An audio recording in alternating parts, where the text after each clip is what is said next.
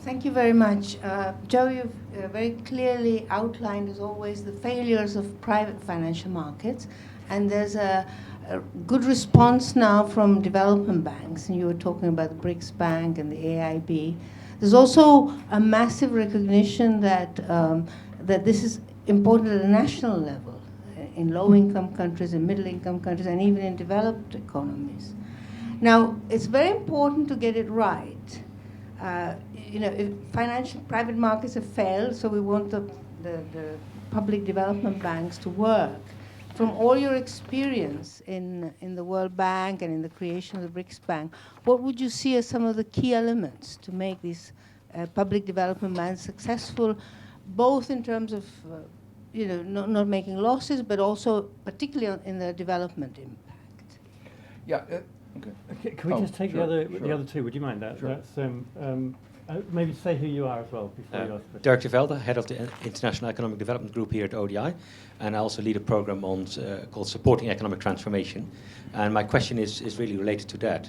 I think in the sort of one of the positive outcomes of the UN Financing for Development Conference has been the renewed focus on jobs and economic transformation, structural transformation.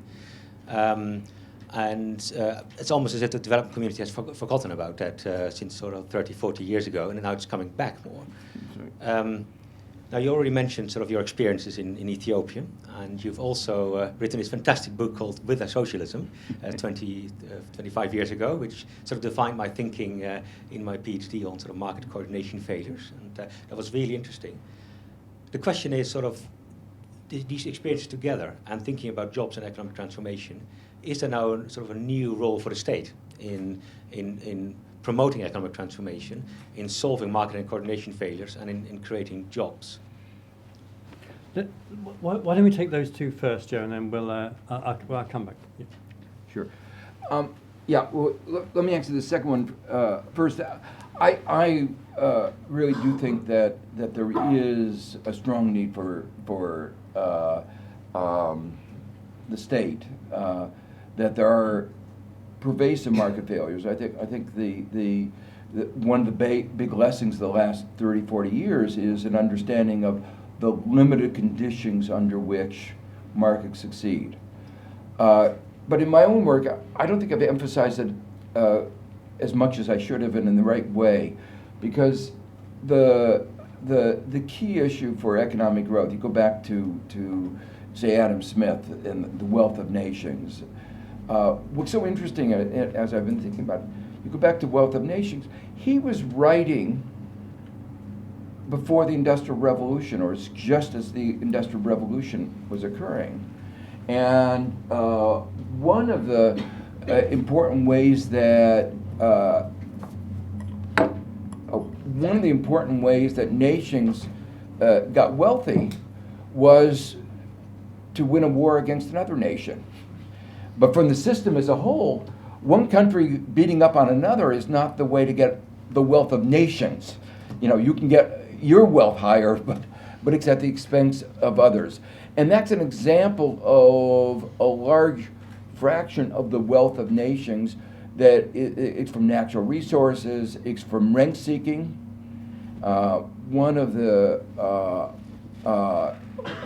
this is just a side point, but you know, one of the aspects of the discussion of wealth that Piketty's book has generated is a recognition that wealth, as we traditionally measure, doesn't reflect the value of productive assets.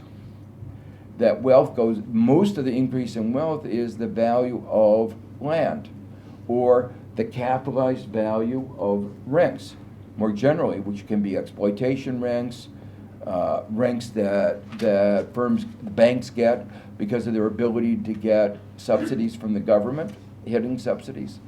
So, so that brings me back to the core question: what does really create meaningful wealth? It's the increase in the productive capabilities of a society.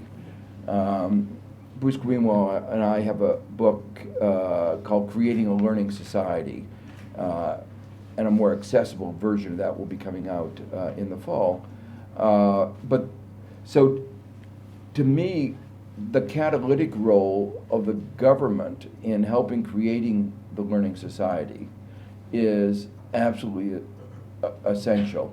And so it's focusing on that role that should be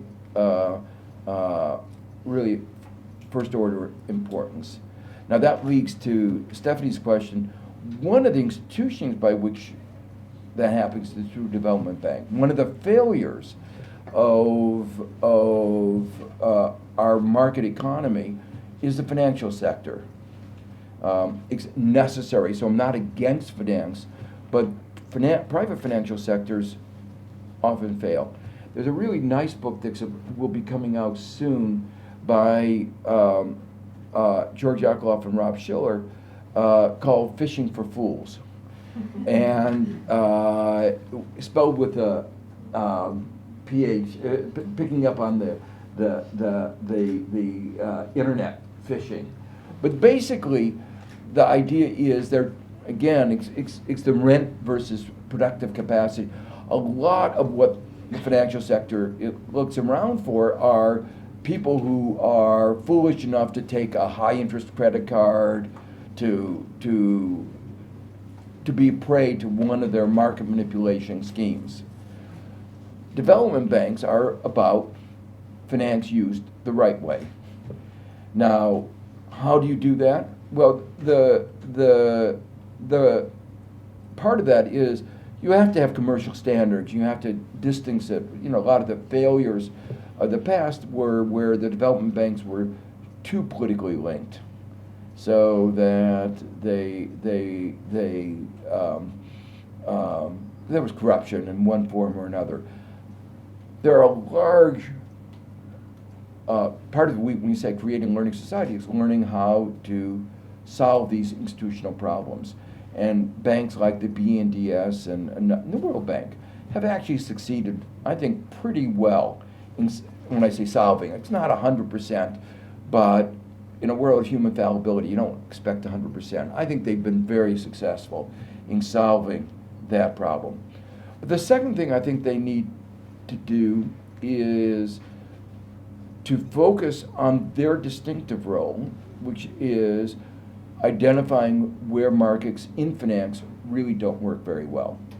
And they don't work very well, in particular, for instance, where there are large externalities, where there's a catalytic transformation.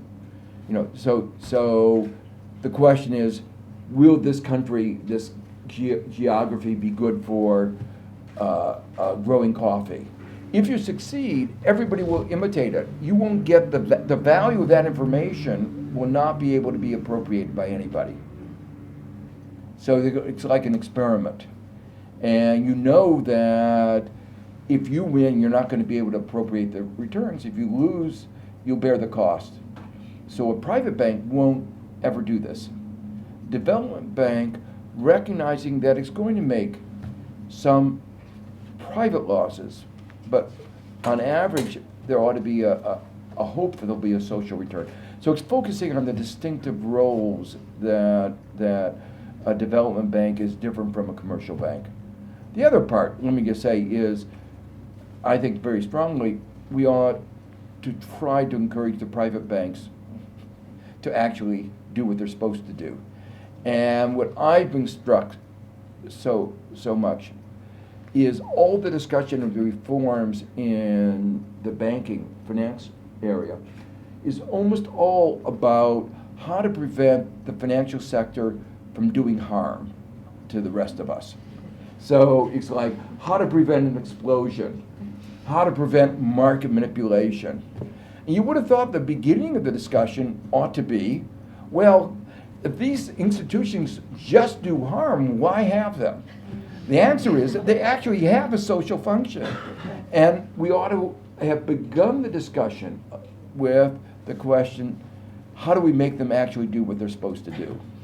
Okay, Joe, thank you. I'm going to start over this side and work my way around. I've had 90% of the audience trying to catch my eye already, and I'm afraid in the middle, third row back, sorry. So you, yeah. Say who you are. I'm Soni Kapoor. I run a think tank called Redefine, and I was one of the founders ages back of the Tax Justice Network and so on and so forth. But so two quick comments. One is, having set up the TGN and then I set up the illicit finance task. One of the constructive developments, accidental over the past few years, has been the sort of shared need for fiscal space between developing and developed countries. And it was the asymmetry that partly prevented international solution to the problem of cross-border tax evasion and tax avoidance. And given how stressed everybody is fiscally and with public debts, etc., I think there's a political window of opportunity of a shared solution when we are gradually, some constructive moves in that direction. The second part I wanted to highlight was, so the biggest program for Redefine during the Euro crisis was what we could never say publicly, which was lessons from developing countries for the EU. And all of these exact same questions that we've dealt in on development, question of policy space, of looking at alternative ways of welfare delivery, state function, state capacity, etc., were really, really relevant. And in fact, our first suggestion to the EU when the Greek crisis broke out was Greece needs a state-building World Bank program, not an IMF program traditionally. My question is, given everything that you've said and the questions about technology and productivity, do you see that countries such as India and others, which are only now getting on the developmental ladder, can follow the traditional East Asian model? Or is there a new developmental paradigm that is necessary for development at scale? What I have noticed in India is that just very quickly, just to finish the point, is that the mix between capital intensity and sort of labor intensity that is being used in manufacturing is very, very different. So the manufacturing-led job-intensive model that China used, for example, may no longer be available to India. Thanks. And the person right next to you, actually. Hi. My name is Alma Marston. I had the pleasure of working for Joe at Columbia University years back. Good to see you, Joe. This is a non-technocratic question, but perhaps more political, coming to inequality. Increasingly, I have seen billionaires coming forward and saying inequality has gone too far. It's going to undo us all. The pitchforks are going to come out. Would you say that is a sign that we've gone too far, or is it a way for people to kind of protect themselves? Do you see anything in the fact that some of the people who are now at the top of inequality are stepping forward and critiquing? Thank you very much. And one question right in the front here. Thank you very much. Thank you, Joe. Accept my appreciation for you, really. Thank you. I've read lots of your books. You are great. The other thing is, I'm an Ethiopian originally who served 3 governments, Emperor Haile Selassie, Derg, and the current government. I have great appreciation for this government. It's a complete change for me, what I have seen, especially in the economic development, which is from 8 to 10%, which I know. I've been there the last 5 years working on research on coffee. If you see the countryside, the highways, my God, it's fantastic, really. They're doing fine. Agriculture is doing fine. But the industrial sector is a bit lagging behind. Did you see to that, and what do you advise just to bring it to the other side, around 40, 42, 48? This one, industrial sector, is around 12%. So how can we industrialize our country, which is the best way for development? Thank you. Thank you. So, Joe, I guess maybe just to try and briefly summarize the two of the questions. There's one question from Sony, which we actually had Danny Roderick here a few weeks back, talking about this dilemma of the countries that haven't developed the manufacturing base, that may struggle to do that, are not going to get on the sort of transformative growth path that you were describing. So, and I guess the sort of the India questions related to that, and the Ethiopia question actually, like the conditions for manufacturing, and the second issue is what I always think of as the Marie Antoinette dilemma for billionaires. Okay. So, Sure. Yeah. So let me. The world is changing, and for the world as a whole, manufacturing is not the answer. One of the things I've said is that the rate of growth of productivity in manufacturing is outpacing the growth in demand. It's like agriculture 100 years ago. It's both it's a two-edged sword. That productivity in agriculture went up. That meant that where we used to have 70% of the population producing the food that we need to live, now in the West, 2 to 3% produce more food than even obese societies can consume. So, but we had to find jobs for those people. And the answer then was manufacturing. From a global point of view, the manufacturing is becoming like agriculture. It will be taking a shrinking fraction, and other things will have to happen. It may be that one of the things will happen will be more leisure. And I think the concept that we might actually have a society where people enjoyed life more is conceivable, and might even, you might have some virtues, and particularly in a world of global warming, where the production of goods may destroy us all. It may be an attractive alternative. But the second thing is there are services, and that both use less resources and provide productive employment. So overall, and this is really a message particularly for the United States and other advanced countries, we cannot all plan to be the manufacturing hub, and we really have to think about transforming our own societies into something else. For particular developing countries like Ethiopia, I think the answer is there's going to be a lot of scope for manufacturing.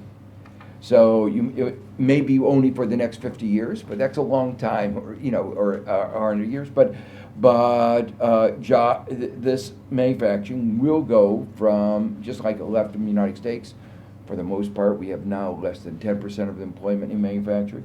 It went to China, and will go from China to, next the question mark, and I think sub-Saharan Africa is those countries in sub-Saharan Africa that provide the right framework will succeed. Now, what is that right framework? I think it's partly some form of stability, both economic stability and overall stability. It's also providing some of the infrastructure. You're not going to be able to attract manufacturing if you don't have electricity. And that's why, the Ethiopian government is very aware of that and putting a lot of investment into creating actually green electricity into hydroelectric. Some difficult problems regionally about the use of water, but interestingly, the way they're doing it, I think, will actually increase the available use of water, by controlling it. So, but those are big issues. Tactically, the big it's China that is going to be the deliverer of the manufacturing jobs, and they're already engaged very much in that. On the other question, but let me come back to link it to one of the other. It will have to be in some ways led by a development state. I think the market on its own won't be able to go clear the threshold.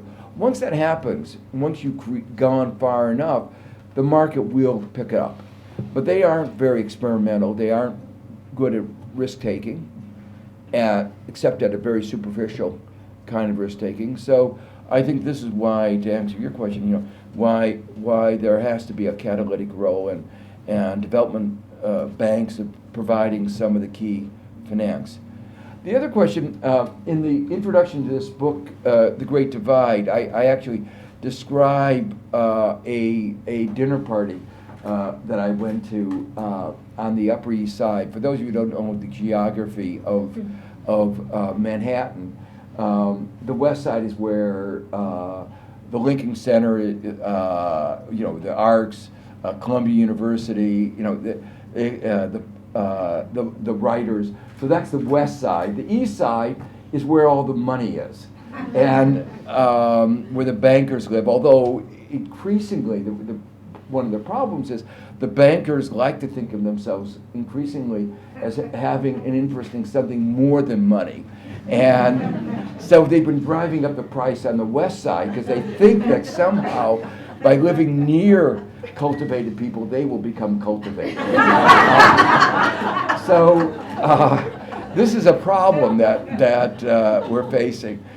So, and we don't go to the East Side very often. We do know some people there, and you don't need a passport. It's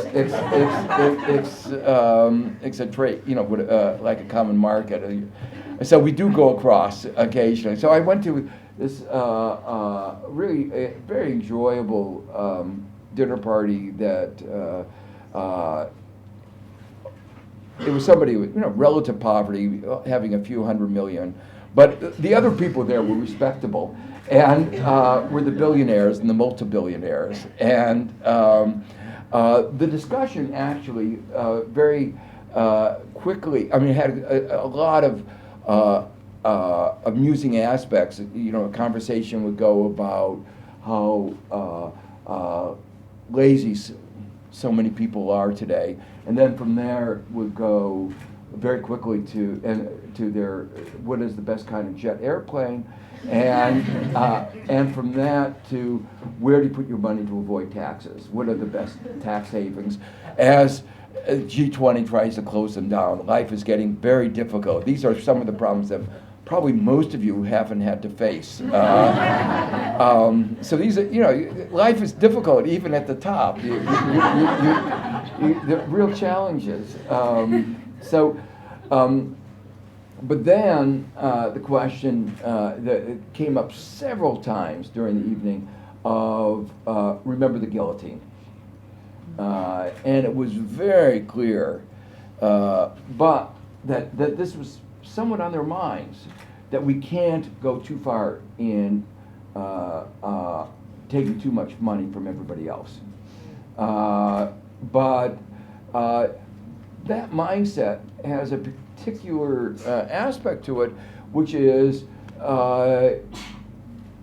what is the minimum we have to give, not to be crucified or to suffer from the guillotine. So it was not based, I would say, on a view of social compassion.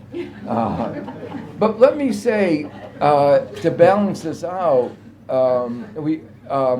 there are a remarkable number of the billionaires who or the multimillionaires who do feel very socially compassionate, who feel that they were lucky, that they feel that they are where they are because of what society has given them, realize that they couldn't have succeeded without the societal framework of which they are a part.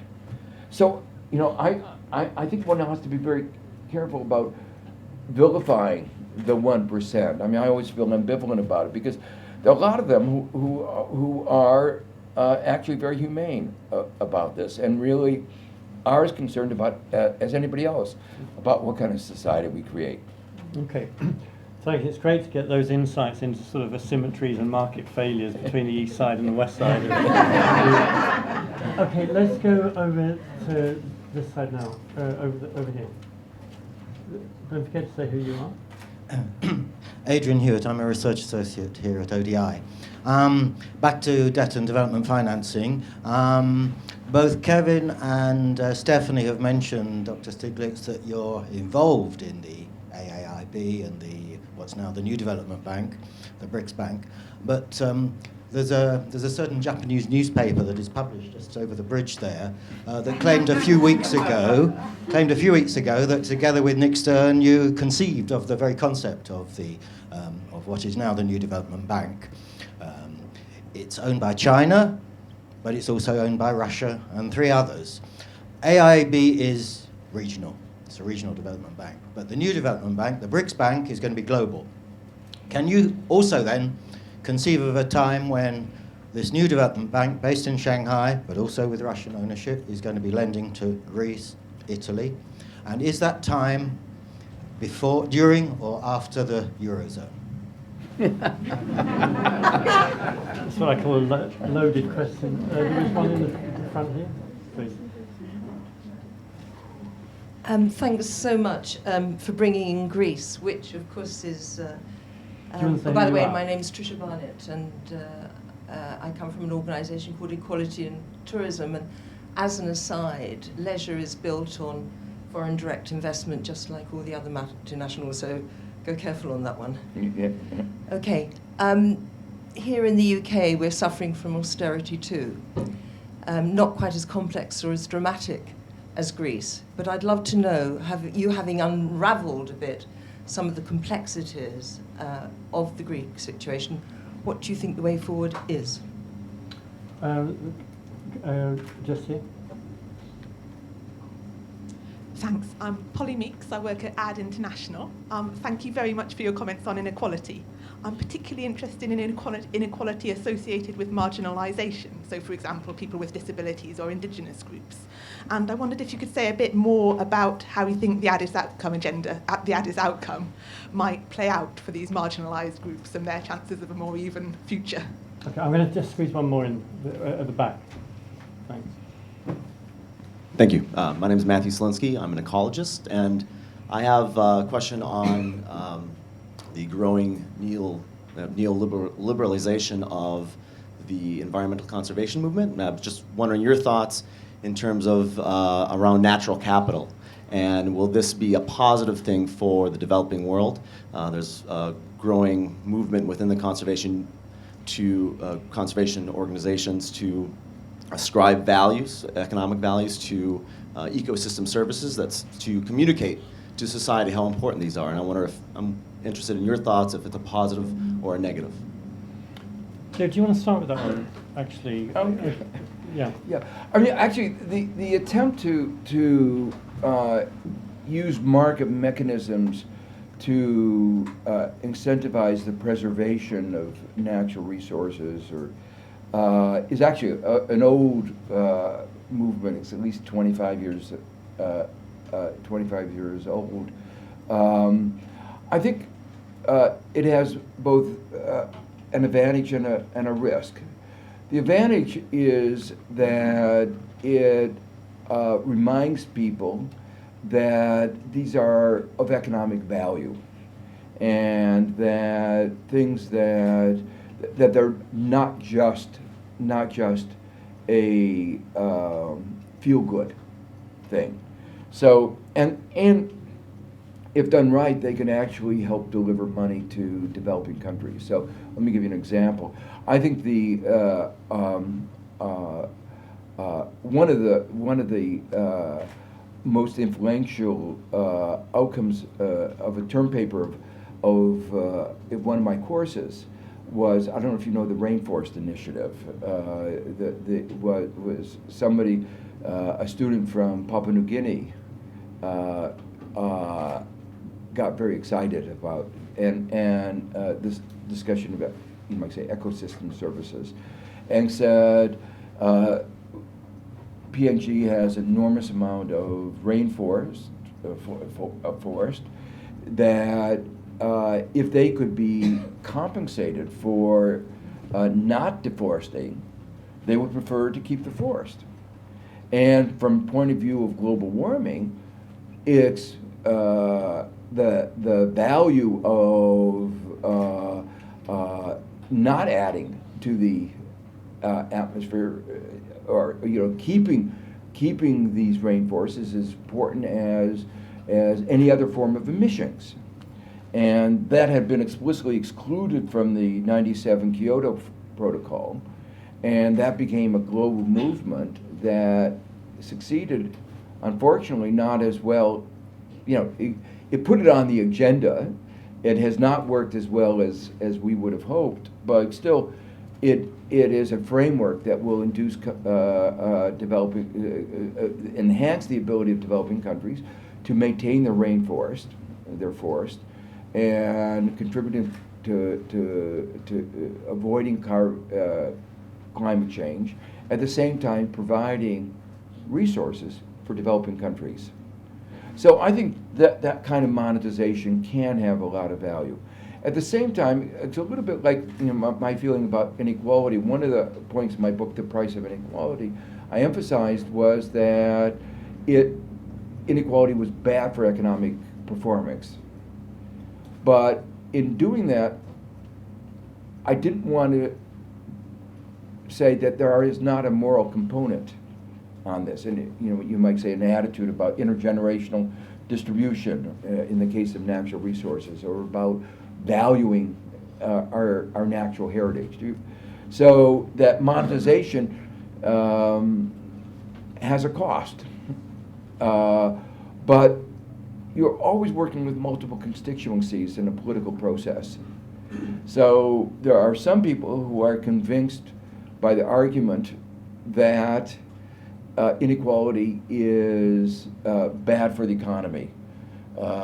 And there are some people who are convinced by the argument that inequality is morally wrong. And the same thing about the environment. So I don't think one should view this as the only argument. And those two arguments sometimes are uncomfortably with each other, but I think we have to have the ability to handle both of them at the same time. Yeah. Do you want to go on to the inequality question? Because I guess that's an important one, because your argument on the 99% is that this is a broad coalition that can tackle this issue. Yeah. But you can think of many contexts, and you mentioned China before, where median incomes are rising quite sharply, but where you have very significant chunks of the population who are being left a long way behind. And I guess that's what that question is driving at. Yeah, there are two aspects that concern me on the issue of marginalization. One is, and this may be more from the point of view of the American context, which is that it's broad groups. It's not just it's African Americans in general have been marginalized, and that's we've been waging a half-century war against longer than that, but against segregation, about discrimination, and this year, in the last 12, 15 months, it's been very clear that as successful as we've been, the gaps are huge, and that's one of the issues that we deal with in our report on rewriting the rules. That the rules have to be taken to have been structured to not deal adequately with this kind of marginalization, so that one of the important agenda items going forward is how do we make sure more effectively that we eliminate discrimination and provide opportunities for those who've had a historical legacy of marginalization. So I think that's in that sense a very fundamental issue. Unfortunately, I mean, as I read the Addis, the outcome of I don't think there's a lot, there wasn't a lot there for anybody, but in many ways, a lot of the people reading, I've got some long emails, which responses to the Addis agreement, that in some ways it was a step backwards. A lot of people feel it was a step backwards from what the commitments that have been made before. Yeah, okay. And then there were Adrian's triple header on the potential role of Chinese and Russian-owned infrastructure banks in dealing with a Greek-type crisis in a possible future non-Eurozone world. Well, there's so many, as you say, I think that I've become more skeptical about the value of the euro and the ability of the Eurozone to work. And I say that in the following sense, to me, that there should be such suffering over a little piece of paper that is, say, a monetary union, monetary system is unconscionable in a sense. That it was the euro was supposed to bring Europe closer together and to motivate and engender more social cohesion. I don't think there's anything that's done more damage to the European project. So I've come to the view that the euro has to be abandoned in order to save the European project. The question is, I used to think that the major problem was economics, that it's not an optimal currency area. It was a political project. The political will to create the institutions that would make it work were not there. It was a half-finished project. They knew that it was a half-finished project. The idea was that by being together, they would be forced to finish the project, and that would bring them closer together. We saw beginning in 2010 that they didn't really have the political will to do that. They've made some strides forward, like talking about creating a banking union, but the pace is very slow, and going towards a common deposit insurance is the last piece and the most important piece, and it'll be years. But where I've changed my mind in a way is that for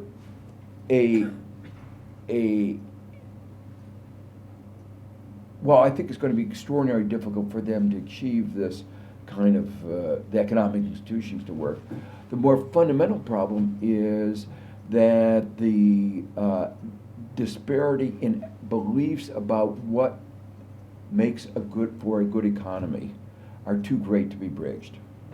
That the view of what is even meant by solidarity is totally different. I think Merkel's view. I remember being at Davos where she gave, it was 2011 or 12, something, where she gave one of the keynote addresses, and she began by saying, we have to have solidarity. And I said, oh, great, finally they're coming. They're going to be. She's going to, come up with a new program to bring to help Greece. And get away from the language that you hear over and over again in Germany.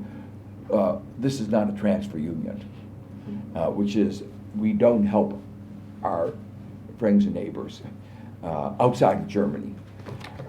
So I was all excited, and then the next sentence is basically we all have to jump all over the cliff together. It was bound together, the solidarity of sacrifice. And I then realized that the mindset was just very different. I had seen that in a way when I was head of the Economic Policy Committee of the OECD when back in 96, 95. And the analysis of economics, and we had nothing that we did would ever make any difference for anybody. So this was not making a decision that would have any consequences, but it was just talking. But the mindset was so different from the rest of everybody else. Their understanding about how economic systems work and what was good, their values were so different that I've now come to the view that the euro cannot work. And that it's, to go back to that metaphor that I used, a marriage, sometimes the best thing of a marriage counselor is to say, really, you might be able to live together a little longer, but, it's really, you aren't meant for each other. Okay, Joe, thank you. Let's please just over here. And I work for a social investment organisation, which is kind of the equivalent of a DFI, but for UK social problems. And one of the things we're noticing is increasing retail interest in the idea of using finance for more than just rent seeking and using finance for good. So how do you have social pensions, or how do you put your savings account into something that creates active social impact? And what I was wondering is whether you think there's actually a trick being mixed with some of the setup of the development finance institutions from not involving the retail side, from not involving individuals who would be interested to use their savings to solve infrastructure or other issues in developing countries. Thanks. Question right in front. Hi, I'm Nicola from UCL. I just wanted to ask about countries in sub-Saharan Africa where they depend on natural resources a lot for their growth. As you mentioned, China, they restructured their economy to embrace manufacturing. How do you get countries like Nigeria to invest in things like that and stop their natural resource dependence? Because that doesn't generate employment, as you said, manufacturing does. Thanks. One question right here. So I'm Sarah Gillam. I work with HelpAge International, the global network on ageing. There's a paucity of international data on ageing, but HelpAge has developed an index to measure the social and economic well-being of older people, now in its third year, using the recommendations of your commission and based on the HGI model.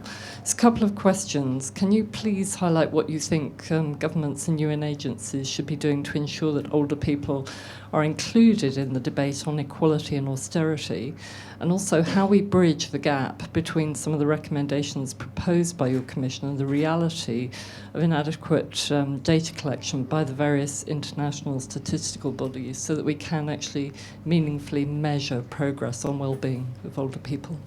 Thanks. Shall I take one more quick one, Joe, actually, or do you want to? Oh, maybe we should, before we forget, go on now. Answer now. Yeah. Answer now, okay. Yeah. Why didn't you start with that one? Because I think that's an interesting one, because one of the ways that debate on austerity has been framed certainly in the EU, I don't know about more widely, is that there's really an age dimension to it. That young people have taken the hit, and a lot of pensions have been relatively protected. So, in a way, that's become part of the inequality story and part of that narrative. No, I think that's very important. The work that OECD is doing in their Better Living Index, I don't know if you know that, where if, in a way, trying to follow on with the work and we're continuing to work with them, that the commission that I chaired on the measurement of economic performance and social progress, breaking things down into societies are not just averages; they are particular groups. Age, gender, that are affected very differently by our different policies, and we ought to look at that more carefully, and that's what some of the efforts that they're trying to do, and you're absolutely right. I mean, austerity, what it's doing, we mentioned in Greece, and one of the most powerful. I was at this meeting. Statements came from young people whose prospects of a job are bleak. But it's not just young people. Of course, people are part of families, and the people who realize their children are going to be leaving Greece and probably not coming back.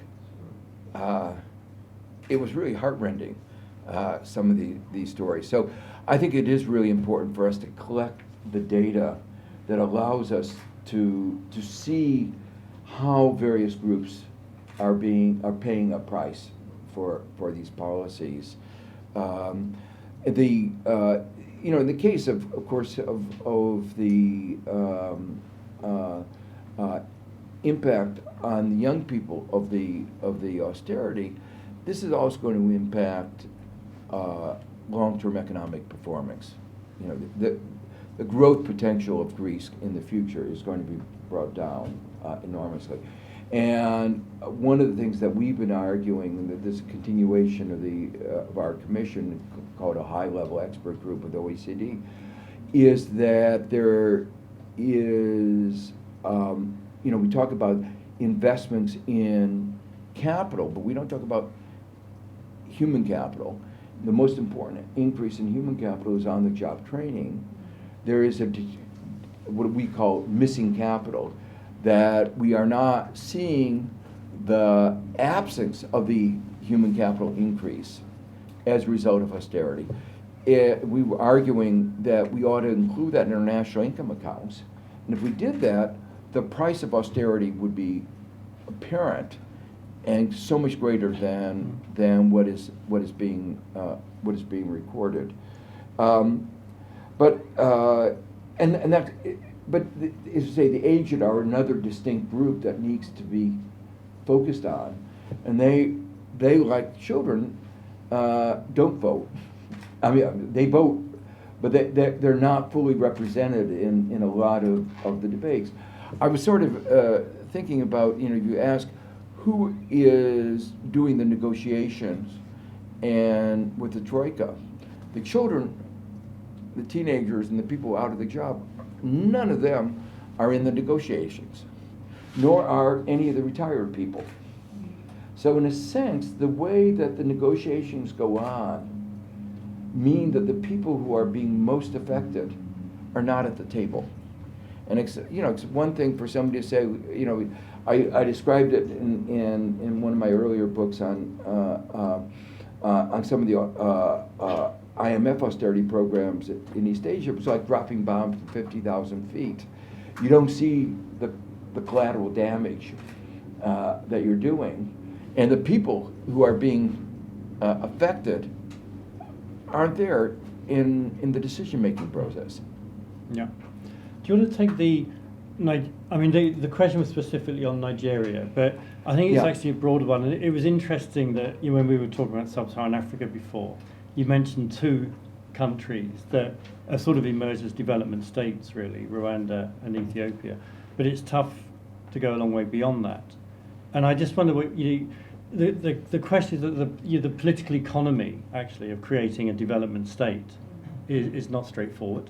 No. And I'd just be interested to get your take on that. So one of the advantages that Nigeria, one of the advantages that Ethiopia has is that it has no resources. So they didn't have any choice but to say, how are we going to develop in terms of structural transformation? They had nothing to live off of. And this is, of course, one aspect of what is called the paradox of plenty or the natural resource curse. South Africa has actually done a not terrible job in being able to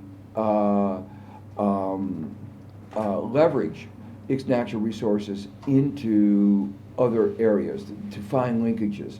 So while natural resources don't directly create jobs, they've been relatively good at trying to think through some of the ways in which linkages still exist. One of the new industries. This is not quite an answer to your question, but illustrates a very clever response. One of the problems in South Africa is they have diamond mines, and as you can imagine, when your diamond miners are very, very poorly paid, there's an incentive to, as you're mining, pick up a little speck and become wealthy. So this is problem of making sure that there's no diamonds being taken out is a real problem.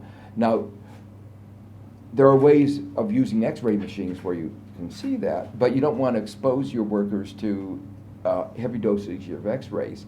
So they devised a very, very, very low dosage X-ray machine that could detect diamonds. And that technology they are now using for good or for bad, for security purposes all over the world. So that innovation, that mining created a linkage. And there are other countries that have done similar job. The linkage that is easier is our linkages associated with, for instance, they had to develop in their gold mines technologies for moving earth, and that helped lead to their auto industry, and they've now been promoting autos. So they had a little bit. They still have. I mean, they're Ibrahim Patel, who's their minister for industry, and their minister of trade, Rob Davis, have a very strong development state perspective of how do you convert skills that you get from mining. Norway has done a very good in oil. And so I would say one of the recommendations is talk to Innovation Norway, which has been very good at converting the technologies and skills that they've learned from extracting oil into productive assets for the whole economy. Okay. Thanks, Joe. I'm going to take two final questions. One right here. Yeah, just there. Yeah, hi, Carl Allen. I'm a pensioner by age. So much of the future is already owned by so few people that perhaps despite all the measures you mentioned, it may not be possible to reverse the trend of the middle, resembling the much sat upon bottom. What do we do about this particular obstacle of the future being owned by too few? Thanks. And one just to the right. Thanks. Hi, my name is Madeline Evans. I worked for a period of time at Germany's Development Finance Institution, DEG, and one of the things that beleaguered the investment team was this idea of additionality. And so how do we know that our capital is going somewhere where private markets wouldn't, or where they're not as effective in achieving those development goals? And you mentioned sort of the need for development finance institutions and development banks to address market failures. So how can we effectively evaluate the track record of today's development banks in doing so?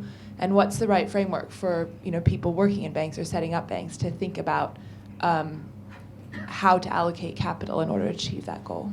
And one very brief question right here. Thanks. Hi, I'm Mattie Solinsky from Christian Aid. I had a question about the very first comments you make on tax governance and where do we go from here, knowing that there was no international tax body established at the UN. Would the BRICS go ahead and establish an alternative treaty? Would the BRICS invite the G77 countries along the alternative ways of taxing multinationals, such as Brazil's fixed margins or India's alternative rules on transfer pricing?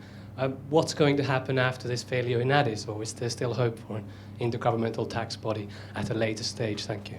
Okay, so we're running up against the buffers in terms of time.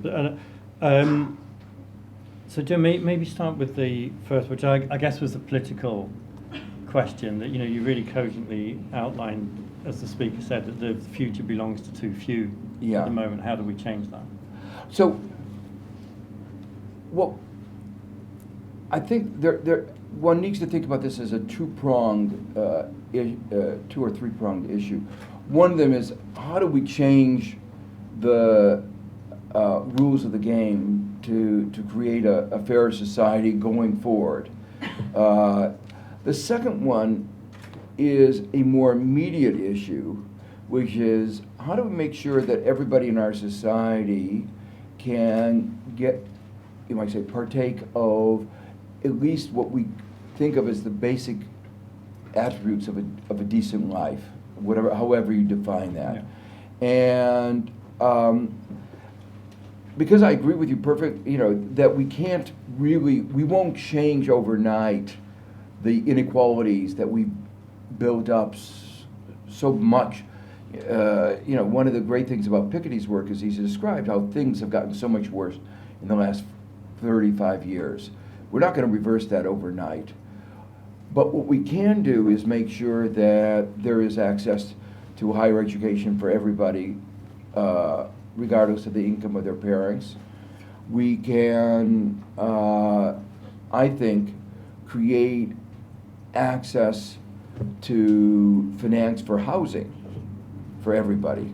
And one of the things the Roosevelt Institute is going to be coming out with shortly is a proposal for a framework for housing for everybody, a decent housing for, not everybody, but for a much larger fraction, replacing our current mortgage system, which is totally broken. You know, in financing for retirement, one of the real scandals in the United States is that the people who manage the retirement accounts do not, under current law, have to fulfill fiduciary standards. And when Obama proposed that they would have to fulfill fiduciary standards, the banks basically said, we'll have to steal money from them in some other way. It was almost unbelievable, their response. You would have said, you know, of course this was a minor detail. We certainly subscribe to fiduciary principles. And their response was, no, we don't believe that they should be an honest fiduciary. I mean, to me, it was unbelievable, their response. And we're talking about tens of billions of dollars taken from elderly people every year as a result of that failure. So to my mind, what we really need to do is, you might call, I view this as symptomatic relief. While we're trying to deal with the underlying problems, we have to also deal with the symptoms of the failures of our society. And on the last two, maybe take the last two together. I guess the first one, which is a sort of intriguing one, that if you look at some of the claims of the Development Finance Institutes or specific initiatives, you know, that if you go to the Power Africa website, you know, the $7 billion initiative on Power for Africa, there's a throwaway number that they have which says, you know, for every $1 of government money that goes into this, we're leveraging, I think they now say $20 of private investment. And if you aggregate all that up around the Development Finance Institute websites, you sort of wonder, why is there a financing gap in infrastructure? So yeah, that's, I mean, it's an intriguing question to us. I mean, are these leveraging numbers plausible? Yeah, well, obviously they're all, not all of them can be plausible, but there is, I mean, I think here one has to think very carefully about what are the levers of leveraging, where,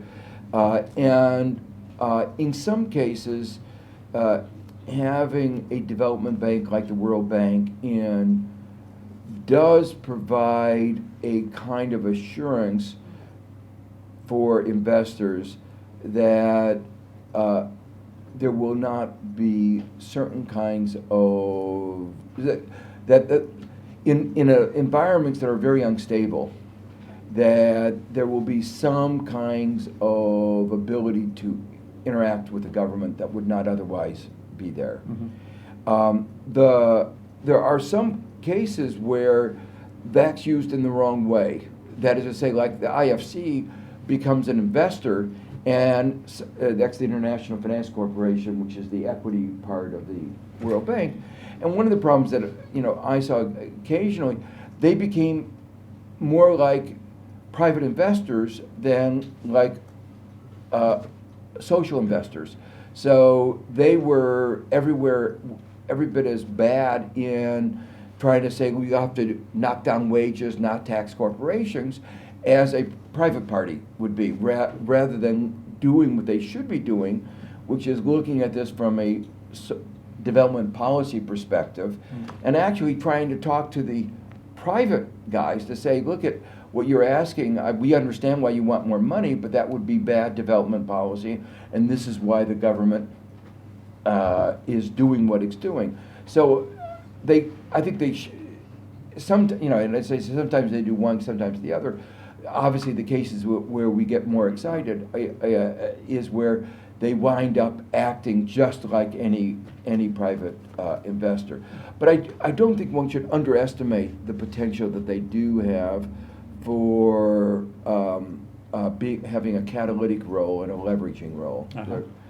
And the tax question specifically, do the Brazilian and Indian type of approaches to transfer pricing and profit reporting represent an alternative? Well, I mean, see, the question in any of these areas is, can a subgroup of the world economy go forward on their own, apart from what the United States is doing? Now, in some areas, like in the area of climate change, I've come to the view that there will not be a good global agreement in Paris, and that and for the obvious reason, there are some big losers. We have to, Saudi Arabia does not want a price of carbon, implicit or explicit. The fact is, if there were a price of carbon, the value of oil goes down. We want to keep that oil, the bottom line is we want to keep oil and coal in the ground. And if we keep oil and coal in the ground, they're not going to be very happy. So we have to recognize that it's going to be very difficult to get a global agreement involving everybody. And make it even more difficult is that in countries like the United States, oil producers have disproportionate political voice, particularly in the Republican Party. So that's an area where there can be a coalition of the willing. That I think that, and I've been arguing that countries in Europe, for instance, Japan, could go forward and say, we will create a carbon price in our framework, and we will pose a cross-border tax on anybody who doesn't do that. We will collect the revenue that they would otherwise collect. And I believe that would be WTO consistent, and that would change the political economy in places like the United States, because they would then be losing the revenue to Europe and Japan, or other developing countries, emerging markets, India, whoever. They would lose the revenue. So that would change the political economy. Under the current framework, what worries me is that tax competition that would have been a central plank in a UN, in a global compact, tax competition is going to be very hard to circumscribe, and that countries will try to attract some kinds of business, some of the more footloose business, that by saying, okay, we know we're going to get less tax than we otherwise would by giving you a discount or lower tax rate, but something is better than nothing, and we're not interested in what is good for the world as a whole. Where our job is getting as much tax revenue as we can, and that's what Ireland did. That's what Luxembourg did, and they succeeded. I mean, in a sense, it was destructive from the point of view of the world, but they succeeded in making their countries more successful than they otherwise would have been. Okay, Joe, thank you. There are a couple of people I want to thank for today. One of them is Stephanie Griffith-Jones, who actually was instrumental in setting this up. And the background to this was that Stephanie said in an email, I think last Tuesday or Monday, that Joe is going to be in London over the weekend. Is there any chance at all you could facilitate a meeting? And we collectively said, are you kidding? And so this is the outcome. It wouldn't have happened without Rebecca Chandler, who's hiding somewhere. Rebecca, thank you. Rebecca's done a really fantastic job at short notice of bringing this together. So Rebecca, thank you. And also to all of the comms people who have been here to set this up. I mean, it's an example of using leisure time in a way that's good for everybody. And I hope sort of signpost to the future of the world. And actually, the reason I asked the two questions at the end was that normally I'm supposed to sum up or provide a summary of the discussion, and I have absolutely no intention of trying to summarize, either the questions or your responses. And really, Joe, just to you to say, huge thank you for being here, but also thank you for the inspiration and actually the leadership you provide all of us. And I sort of think of you as the unofficial leader of the opposition to free market fundamentalism, as you called it. So thanks so much for being here, and we hope we'll see you again very soon.